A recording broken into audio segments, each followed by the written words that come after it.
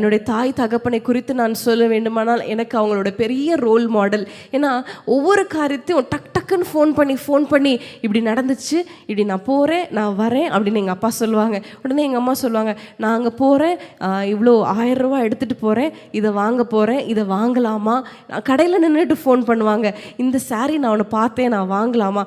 வாங்கிக்கோ. எங்கள் அப்பா சொல்லுவாங்க, நான் இந்த நபர் வீட்டுக்கு போகிறேன், நான் போய் ஜோம் பண்ணிட்டு வரேன், நான் இந்த 9 o'clock ட்ரெயின் ஏற போகிறேன், 9:10க்கு ட்ரெயின் ஏறிட்டேன். இப்படியெல்லாம் ஒவ்வொரு காரியத்தும் ஒளிவு மறையில்லாமல் போகும்பொழுது பாருங்கள், அந்த ஒரு ரிலேஷன்ஷிப்பில் ஒரு சமாதானம், சந்தோஷம், ஒரு என்ன சொல்கிறது, எங்களுக்கு பாருங்கள்,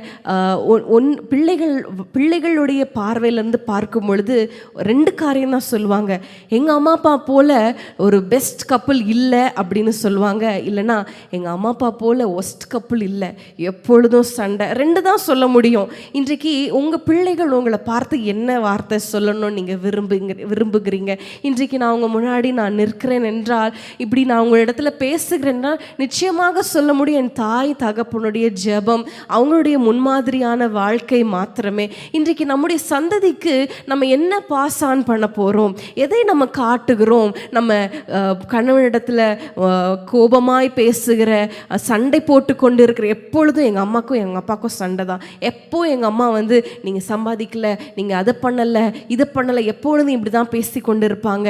எங்கள் அப்பா எப்போவுமே எங்கள் அம்மாவை மதிக்க மாட்டாங்க. இப்படி ஒரு இமேஜ் உங்கள் பிள்ளைகளுடைய இருதயத்தில், மனதில் நீங்கள் பதிக்க விரும்புகிறீங்களா?